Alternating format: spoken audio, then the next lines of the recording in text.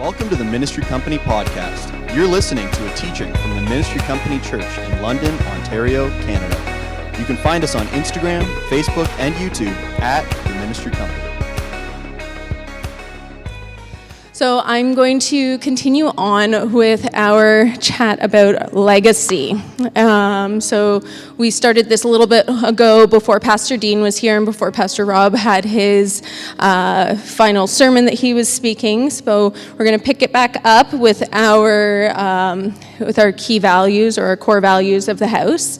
And the last one that we were speaking about was legacy. So legacy is an inheritance. It's a heritage, it's a gift, it's a birthright, it's a provision or an heirloom. Legacy isn't really a word that's even mentioned in the Bible, but all of its synonyms are mentioned in the Bible, and they're used very frequently.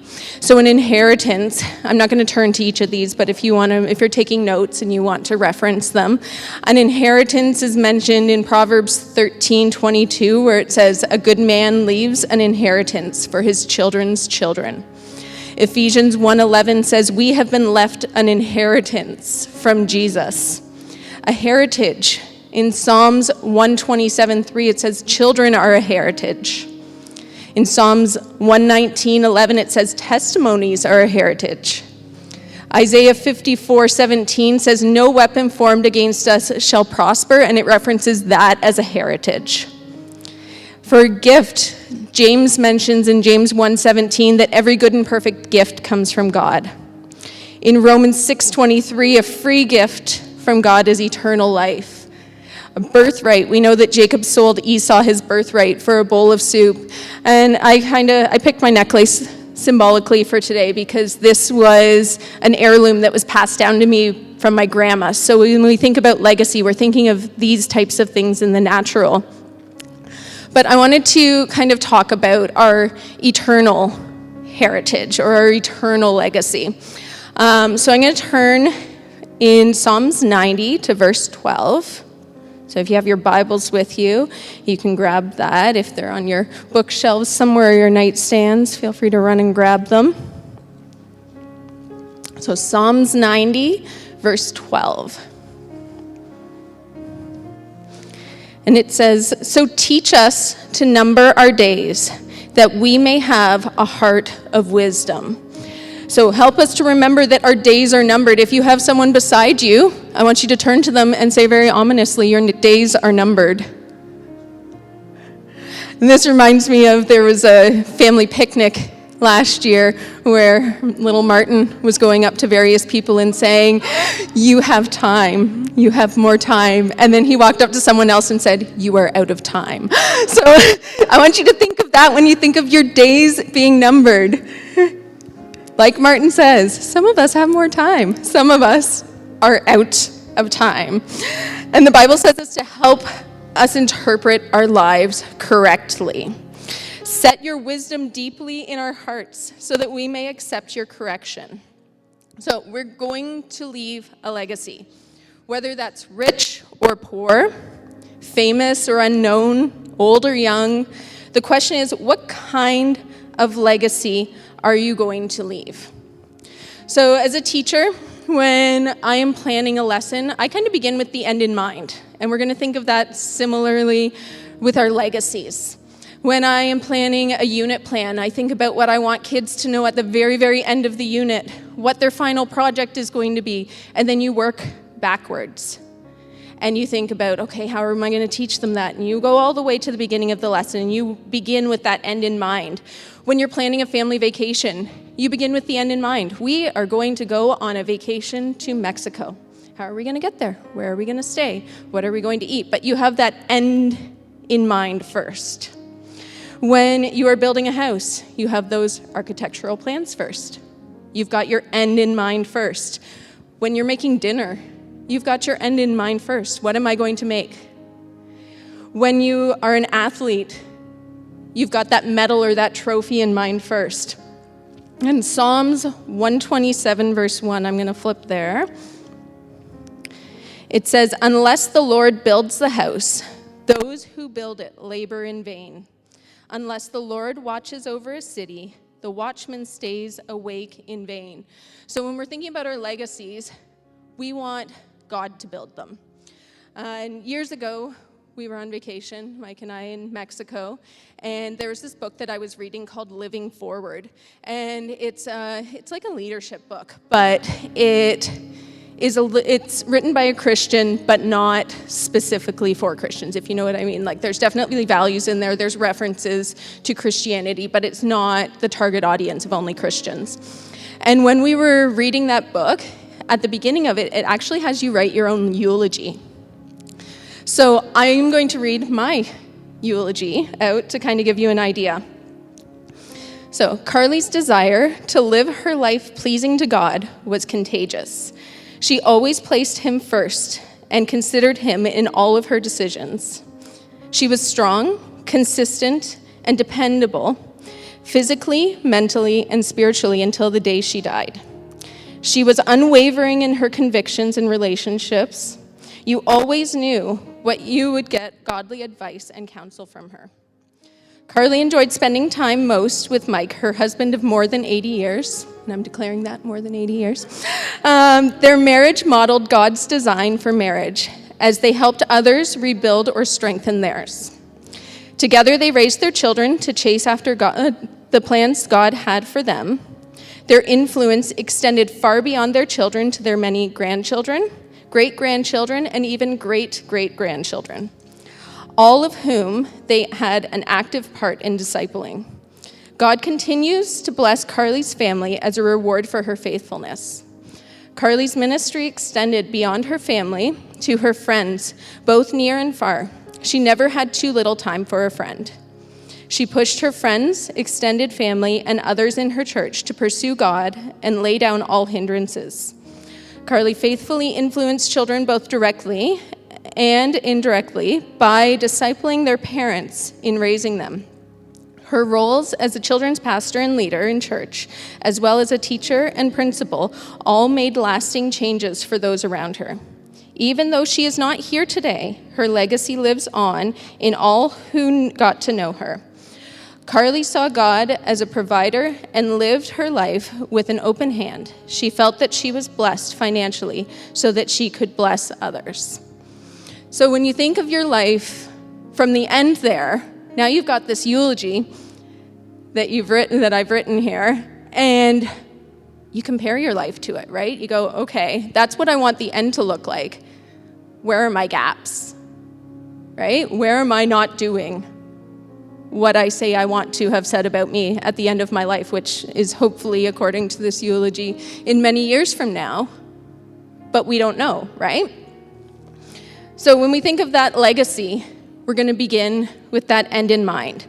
The world might tell us that our legacies don't really matter long term, but we don't need to have a name remembered to have a legacy that's remembered for eternity.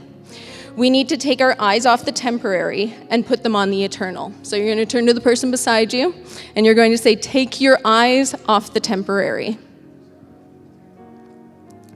Is one soul for eternity not a legacy?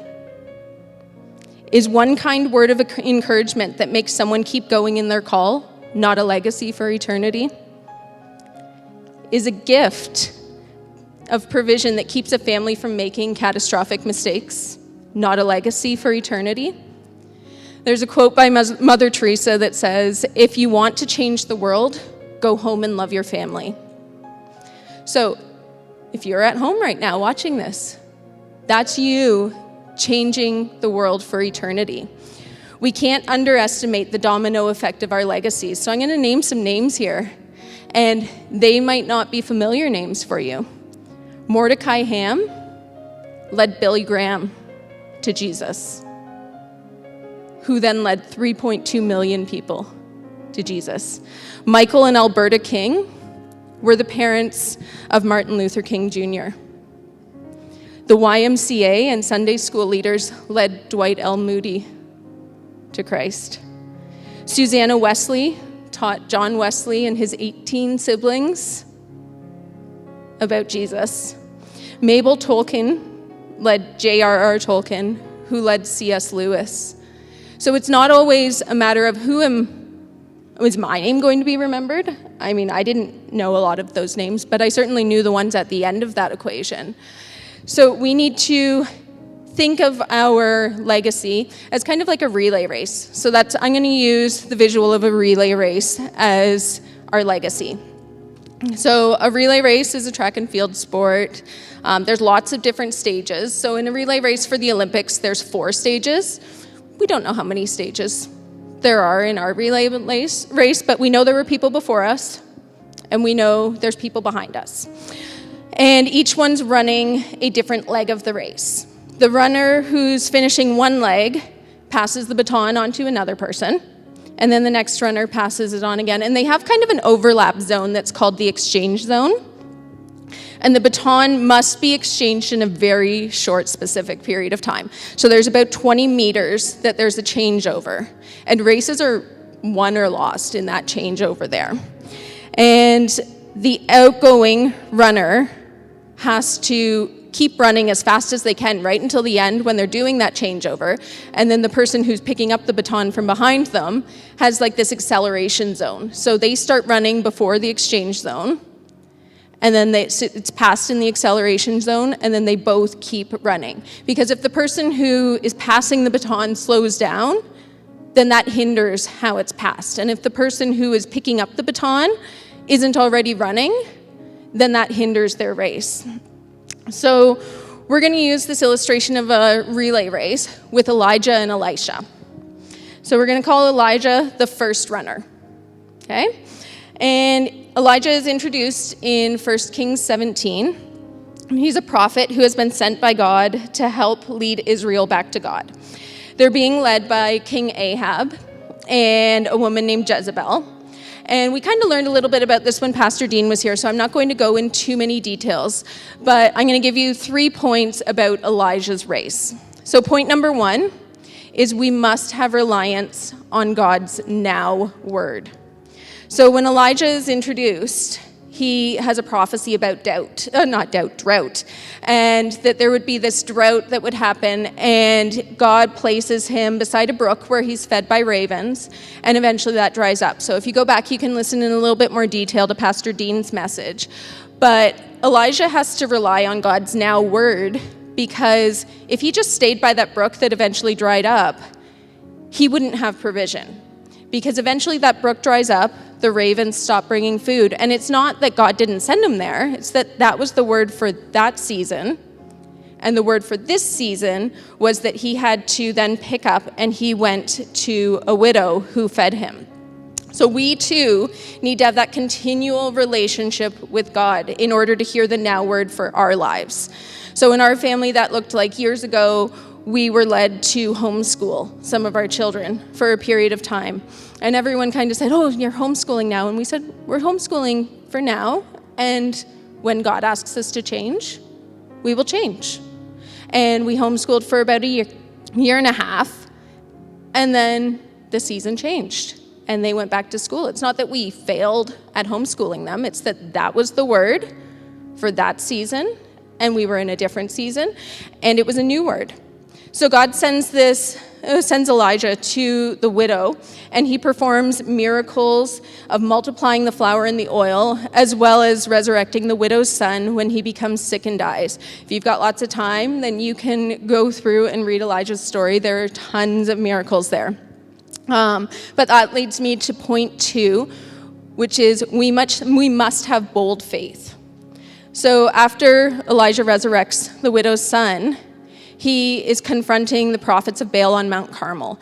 And we've talked about that as well in here. We've got our altar here.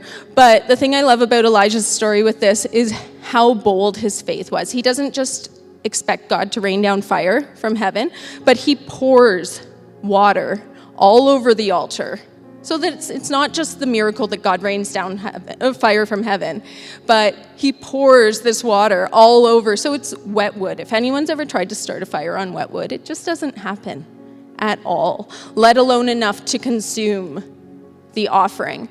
But Elijah has that bold faith where he's like, you know what? Not only is God going to do it, but he's going to do it exceedingly and abundantly, even higher than the miracle that it already is.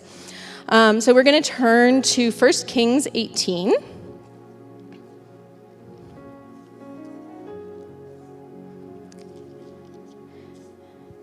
And we're going to go to verse 36. And I'm going to just read that little blurb of it. And at the time of the offering, Elijah the prophet came near and said, O Lord, God of Abraham, Isaac, and Israel, let it be known this day that you are God in Israel, and I am your servant, and that I have done all these things at your word. Answer me, O Lord, that the people may know that you, O Lord, are God, and that you have turned their hearts back. Then the fire of the Lord fell and consumed the burnt offering, and the wood, and the stones, and the dust, and licked up the water that was in the trench. And when the people saw it, they fell on their faces and said, The Lord, He is God. The Lord, He is God. So that's the bold faith that Elijah had in God. It consumed not just the wood, not just the offering, but also the water, the stones. Like the fire consumed the stones and the dirt. That is a miraculous fire falling from heaven. So after this happens, Elijah prophesies the end of the drought. So it's been a 3-year drought. And those of us who are living through COVID right now, and we're like, it has been a 2-year drought. It has been a 3-year drought. And I'm going to read a little portion in chapter 19.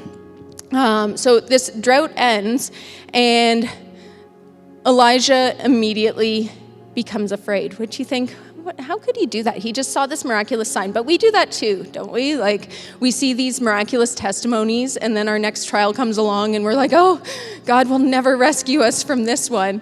But we know he just did. So I'm going to read in 1 Kings 19, verse 1 through 8. Ahab told Jezebel all that Elijah had done, and how he had killed all the prophets with the sword. Then Jezebel sent a messenger to Elijah, saying, So may the gods do to me, and more also, if I don't make your life as the life of one of them by this time tomorrow. Then he was afraid. And he arose and ran for his life, and came to Beersheba, which belongs to Judah, and left the servant there. But he himself went on a day's journey into the wilderness, and came and sat down under a broom tree. And he asked that he might die, saying, It is enough now, O Lord, take away my life, for I am no better than my fathers. And he lay down and slept under a broom tree. And behold, an angel touched him and said to him, Arise and eat. And he looked, and behold, there was at his head a cake of bread on hot stones, and a jar of water. And he ate and drank, and lay down again. And the angel of the Lord came again a second time and touched him and said, Arise and eat, for the journey is too great for you. And he arose and ate and drank, and went in the strength of that food for 40 days and 40 nights. So this is my point 3 for Elijah. Our strength comes from God. So sometimes we might feel alone or feel like the walk is too big or too hard for us. Has anyone ever felt like that before? Like something is too much for us. And that's what Elijah was feeling. He just watched this miracle. He watched God consume wet wood, stones, dirt, rescue him. And he came to this place where it was just all too much. And when this happens, our strength comes from God. So turn to your neighbor, your pet, whoever is near you, and say, our strength comes from God. In Isaiah chapter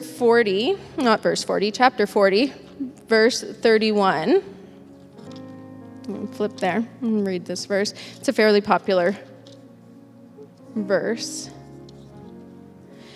It says, But they who wait on the Lord shall renew their strength.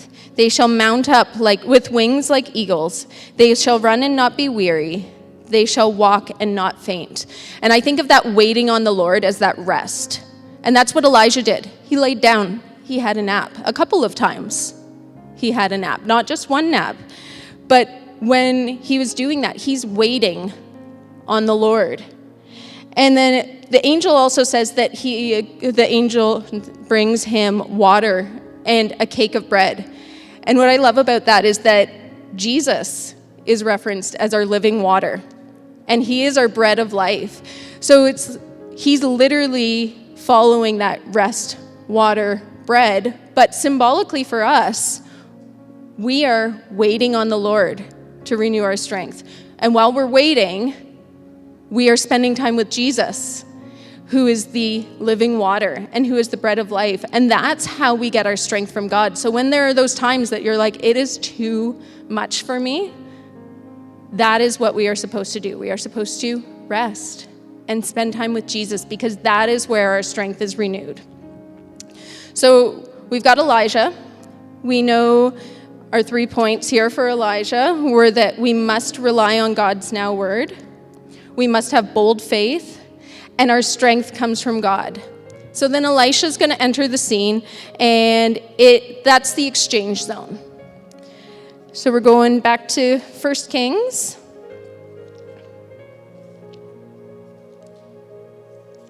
Over to chapter 19.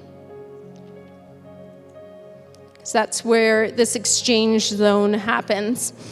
So point 1 for this exchange zone here is that if you want to be called by God, serve. So 1 Kings 19, verse 19 to 21 says, "So he departed from there and found Elisha, son of Shaphat, who was plowing with 12 yoke of oxen in front of him, and he was with the 12th. Elijah passed by him and cast his cloak on him. And he left the oxen and ran after Elijah and said, 'Let me kiss my father and my mother, and then I will follow you.' And he said to him, 'Go back again, for what have I done to you?' Then he returned to him, following him, and took the yoke of oxen and sacrificed them, and boiled their flesh with the yokes of the oxen, and gave it to the people, and they ate. Then he arose and went after Elijah and assisted him." So the word mantle there, or the cloak, is the clothing that Elijah was wearing. And you might not think that there's symbolism with that, but that means his glory. And if you think about clothing as a symbol of your call or your identity, when you're a doctor, your outfit symbolizes your position in the hospital. You know which person to go to when you're sick because of what they are wearing. When you are at the grocery store, you know who to go to because of the outfit that they're wearing. You don't just ask a random person necessarily for something. You know who works at the grocery store, who's going to know the most. So when Elijah is throwing his cloak over him, it's like his authority or his call or his glory. And the word assisted him, we might be like, oh, he was an assistant to Elijah. But the same word is translated as ministered. So Elisha ministered to him. And we see it in a few different places in the Bible. We see it when Aaron ministered to the people. We see it when Samuel ministered in the temple. We see that Joseph was an overseer in Pharaoh's house, and again when he was an attendant in the guard. It's the same translated word. It's the same translated word as Joshua being Moses' servant. So that's the relationship. It's also the same word if you kind of go for a translation for the Greek into the New Testament of the angels coming and ministering to Jesus after he was in the desert for the 40 days. It's the Matthew 20:26, whoever is great among you must become a servant. So that's the picture of Elisha to Elijah. You might be like, he's just an assistant. But no, that's like the level of assistance that he was. He was serving Elijah. And this could be called our acceleration zone. And what I notice here is that he was running before that zone. He was plowing the field before Elijah came to him. He wasn't just sitting there, he was working. So if you are desiring a spiritual father or a mother, serve while you wait. Elisha went from serving his biological parents to serving his spiritual one. Now, there's a difference between being a servant and a slave. I would say, like, the difference is a servant is willing, a slave is forced. So if you are serving because you feel like you have to, you are not serving. You are a slave. A servant serves because they get to. So when you are serving, find that place where you can serve others that you get to serve them. There's a heart change there. You could be doing the exact same thing, but with the heart posture of I get to instead of I have to. It's easier to steer something that is already moving. So if you want God to steer you, you have to start moving. If you've ever tried to guide a child that is not moving already, it's pretty difficult. But if they're already walking, it doesn't take much effort to steer someone. When you're thinking about a car, if it's already in motion, to steer it isn't an issue in the slightest. But if you're parked and you try and turn your wheels, you can hear them grinding on the ground. There's an effort when something's not already moving. And there's numerous verses about the value of hard work and not being slothful throughout the Bible. But that's what Elisha was doing. He wanted a higher role or a higher call, so he was serving. Point number 2 for this exchange zone is walking through difficult things together should not divide us. So I'm going to go to 2 Kings chapter 2, and I'm going to read a chunk here. And this is when Elijah was being taken to heaven. So I'm going to read this for us, and then I'll make some points. Now, when the Lord was about to take Elijah up to heaven by a whirlwind, Elijah and Elisha were on their way from Gilgal. And Elijah said to Elisha, "Please stay here, for the Lord has sent me as far as Bethel." But Elisha said, "As the Lord lives, and as you yourself live, I will not leave you." And so they went down to Bethel.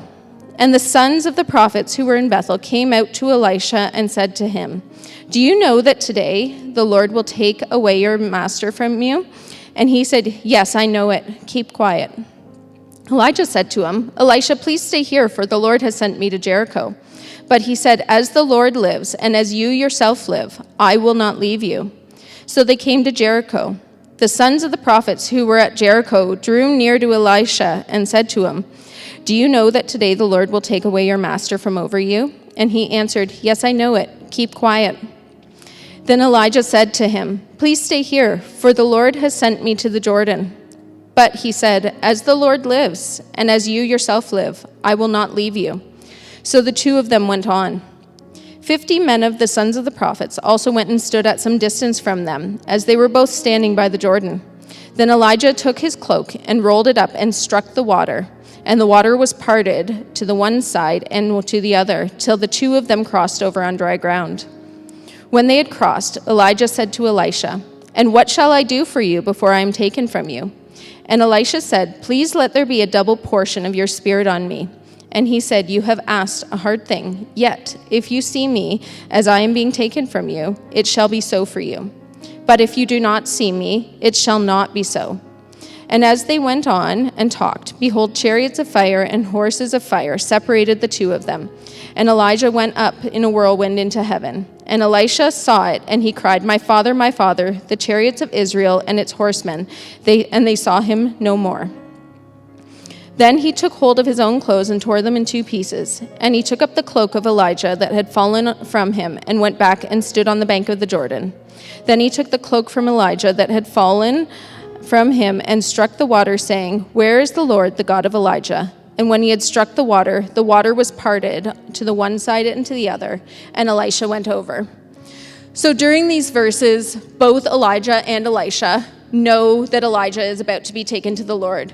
But on this journey that was difficult, they were not separated. Elijah insists that Elisha stay behind, but Elisha completely refuses and said, "As the Lord lives, I will not leave you." Elijah and Elisha physically walked with each other on the daily.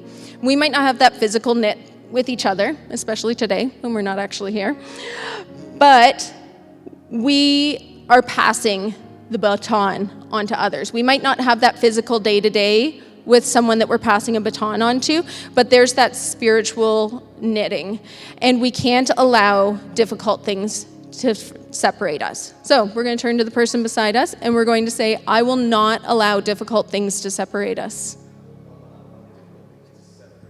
And maybe there's someone you even need to text that to today, that you're saying, "I will not allow difficult things to separate us." But the enemy wants that division between us, right? How do we pass that baton when we're divided? How does the person behind physically hand that baton in that relay to the person ahead of them if they're divided? It can't happen. We can't allow the distractions of this world to hinder us handing off that legacy. The enemy wants nothing more than for this race to continue without that handoff. And we have to be knit together for that to happen. The other cool thing that I notice about this section here is that on the journey, Elijah is striking the water with his cloak and separating the spots but on the dry ground. So I'll make note of that in a second, but just I want you to make sure that you heard that part, that Elijah hit the water with his cloak and it separated on dry ground. So point 3 with this changeover is do as I say, not as I do, is not the way to leave a legacy. So specifically in that part there where he hits the water with his cloak, we saw Elijah do it. And then at the very, very end, in verse 14, we saw that Elisha did it as well. As we hand off a legacy, we need to consider our actions. The saying is, actions speak louder than words, right? And that's true. We remember the actions of people much more than the words. And there are people who are watching us. People who we don't know are watching us. So I've got a little story of walking to work. Every day when I walk to work, I call my mom on the phone. And I've done it for years, just because when you've got kids in the house, they want to talk to grandma on the phone. So the only uninterrupted time that I have is that walk. So I call her on the phone. And this one day, she was getting her hair done. So I didn't call her. And I'm walking down the street. And a neighbor who lives probably like a block and a half away stops me. And he goes, "You're not on the phone." And I was like, no, I'm not. And he's like, "You're always on the phone when you pass by here." And it's like, I had no idea. And it wasn't said in a creepy way or anything, but he noticed that as I walk down the street every day, there's a phone in my hand. And that day there was something different. There are people watching us that you have no idea are watching. They are watching your marriage. They are watching you parent. They are watching your friendships. They are watching you as an employee, as an employer. And they are making those mental notes even though you have no idea. So you're going to turn to the person beside you and say, "I'm watching you."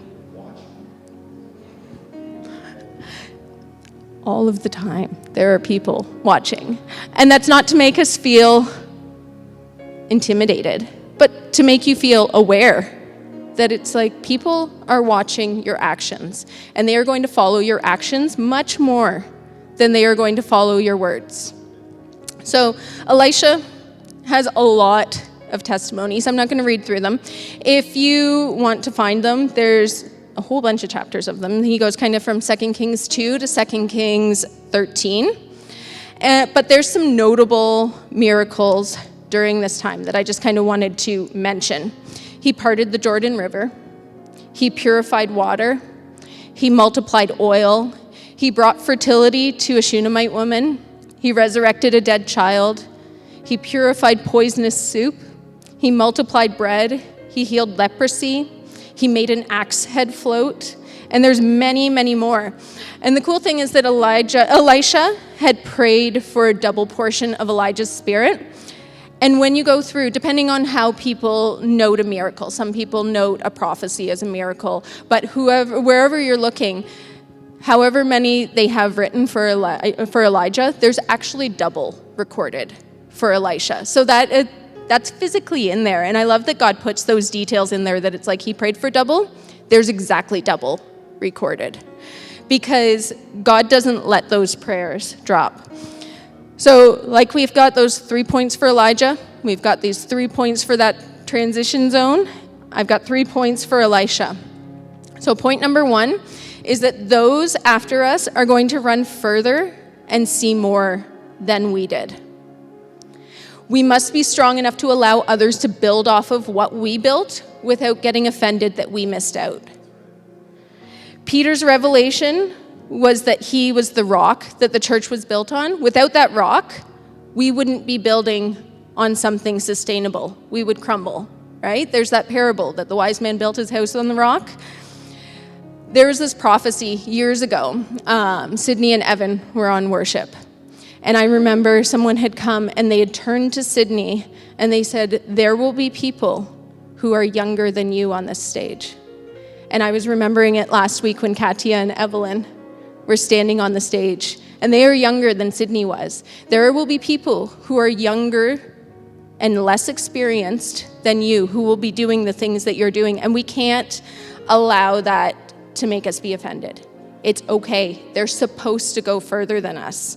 That's what we want. It would be detrimental in a relay race if the person after us didn't physically run farther than us. That's how the race works, right? We want them to run farther than us. Point number 2 is that we need to use the testimonies of others to build our faith. So I'm going to go to 2 Kings 6, verse 8 to 17.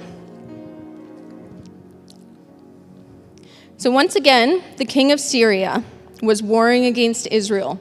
He took counsel with his servants, saying, as such and such a place shall be my camp. But the man of God sent word to the king of Israel, beware that you do not pass this place, for the Syrians are going down there. And the king of Israel sent to the place about which the man was going, a man of God told him. Thus he went to warn him. So he saved himself there more than once or twice. And the mind of the king of Syria was greatly troubled because of this thing. And he called his servants and said to them, will you not show me who of us is for the king of Israel? So what's happening is the king of Syria is planning this war against Israel, but all of his plans are being foiled. Someone's sharing his secrets, and he's like, who's the traitor, basically? Who's sharing my secrets? And one of his servants says, none, my lord, O king, but Elisha the prophet, who is in Israel, tells the king of Israel the words you speak in your bedroom. And he said, go and see where he is at, that I may send and seize him. It was told to him, behold, he is in Dothan. So he sent their horses and chariots and a great army, and they came by night and surrounded the city. When the servant of the man of God rose early the next morning and went out, behold, an army with horses and chariots was all around the city. And the servant said, alas, my master, what shall we do? So the king of Syria is not happy. He's surrounded Elisha, and he wants to kill him because Elisha is foiling all of his plans.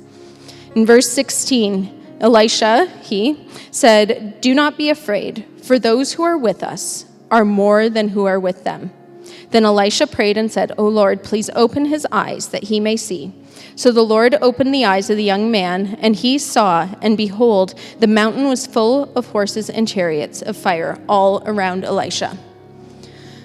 So Elisha's not concerned when he's surrounded. And I can't help but parallel that to Elijah with his cave experience. Elijah feels surrounded, goes and hides in the cave, and is strengthened, then comes out. But I wonder, during those years that Elijah and Elisha are walking, did Elijah share that with Elisha? Probably. So then when the exact same thing happened in Elisha's walk, where he's surrounded by a king who wants to kill him, he's not concerned. He's got that testimony of his spiritual father to go off of to say, no, this is not something to panic over. God, reveal what you've got. He knew that God had his back. And we are a house of testimonies. I don't need to struggle through the same things that someone else has. I don't need to struggle through finding faith when I have a health emergency, because I have testimonies in this house that I can say, nope, it's okay, because I know that those who are with me are more than those who were with them, because I've got this testimony and that testimony and that testimony all over. When we struggle with words to say to someone, I don't need to be concerned about it, because I know, oh, God, I heard when you gave this person words and this person words and this person words. I don't need to worry about provision, because there are testimonies in here that can strengthen my faith. We don't have to worry, because those who are with us are more than those who are against us. So you're going to turn to someone and say, don't be afraid, for those who are with you are more than those who are with them. I just tested your memory there. That was a long one that I made you say.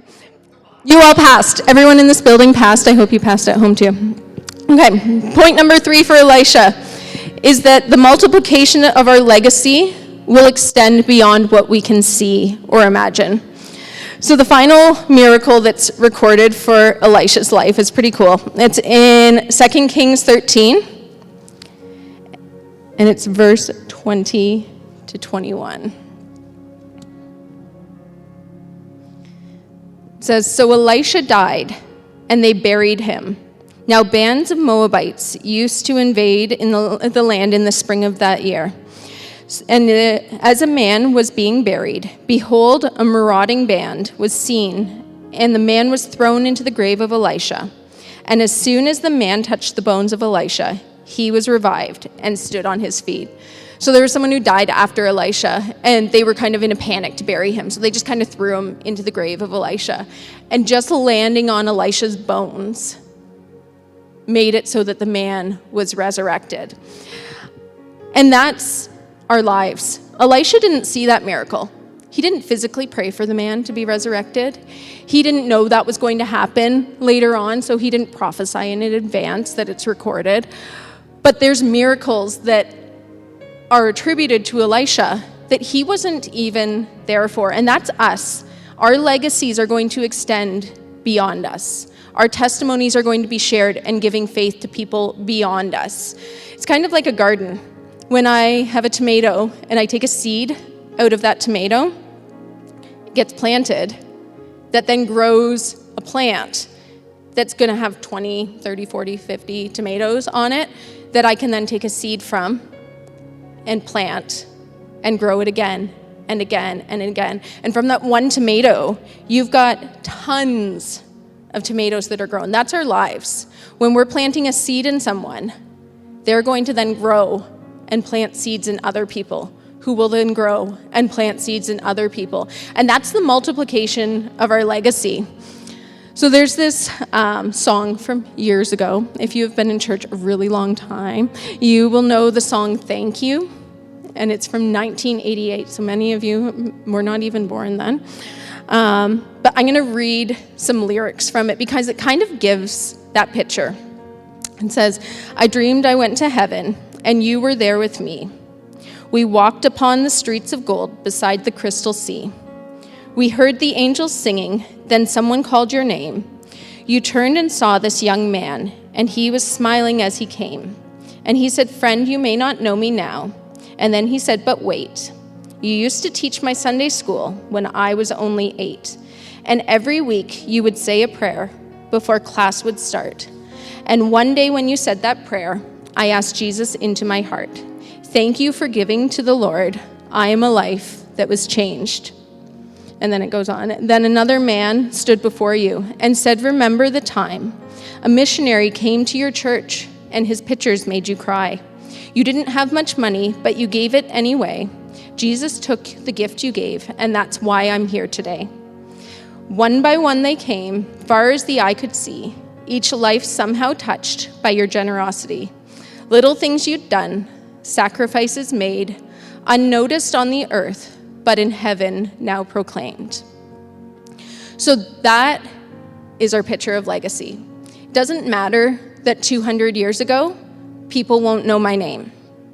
That's okay, because I've planted seeds in people who will plant seeds in people who will plant seeds in people. And it doesn't matter that they know the name Carly Hepburn. It doesn't matter if my name is written in a history book, because that's not what's recorded in heaven. There are legacies that we are passing on to people. And when we have that eternal perspective, then we can see that and trust that God has it. I'm going to pass the baton, and I'm going to trust that the person after me is going to pass the baton. And if any one piece in that chain breaks, then that's devastating for the whole race. I don't need to pass the baton for every single pass. I don't need to run every leg of the race, but I'm going to do my part that God, as the coach, has put me in. Because we don't choose that order. I don't get to choose if I'm the anchor run. I don't get to choose if I'm in the middle. I don't get to choose my position. But God as the coach has chosen my position because that is the position that is most beneficial for the race as a whole. Races are won and lost in that passing, so we have to have that pass. And as we run, the really cool thing is that the teammates who ran before us cheer on the next people, right? And we've got that. We have that great cloud of witnesses. So I wanted to encourage you that the seasons that you have of drought and discouragement don't need to be our legacies. So this is another long one that I'm going to get you to say to the person beside you or behind you or your pet. The seasons of drought and discouragement don't need to be your legacy. So God has this really cool way of highlighting our times of obedience while having grace for our shortcomings. And we see that in Hebrews chapter 11, that Carlos was reading, where it's like there's no story that is so far gone, it can't have a beautiful legacy. Oh, we've got Abraham in there. And it's like, by faith, Abraham obeyed. And it's like, any of us who've read the story are like, okay, but he didn't. Right? And I can read that eulogy of mine, right? Where it's like, are there times when I have not done what it says in there? Yeah, 100%. But that's not what's going to be recorded at the end. Just like with Abraham's, by faith he obeyed. God has that way of highlighting that obedience. Did he eventually obey? Yeah. And God had grace for the time when he didn't. Did I eventually obey? Did I eventually do the thing? Yeah. And God had grace for the times that I didn't. And what I love about that is it's like Elijah is at the transfiguration of Jesus. Did Elijah hide in the cave and doubt God and think I should just die here? Yeah. But God had grace, and he was at the transfiguration of Jesus, right? We don't need to let those shortcomings of ours completely derail our entire legacy, because God will have grace for that and carry it forward. So even if you have dropped the baton, even if you have slowed up and you're not running, you can pick it up. You can keep running, and God will have grace for that season, and it doesn't matter. Just pick it up, keep going. Put one foot in front of the other. Move on the track, on the right path, because there is so much more in the kingdom when we do that. We don't need to just let it fall. We don't need to just ignore our legacies. We don't need to just say, you know what, it's not going to matter anyways, because it does. So we're going to pick up the baton. All right. You can find us on Instagram, Facebook, and YouTube at The Ministry Company, or join us in person at 1541 Fanshawe Park Road East, London, Ontario, on Sundays at 12:30 p.m. or Wednesday nights for prayer at 7 p.m.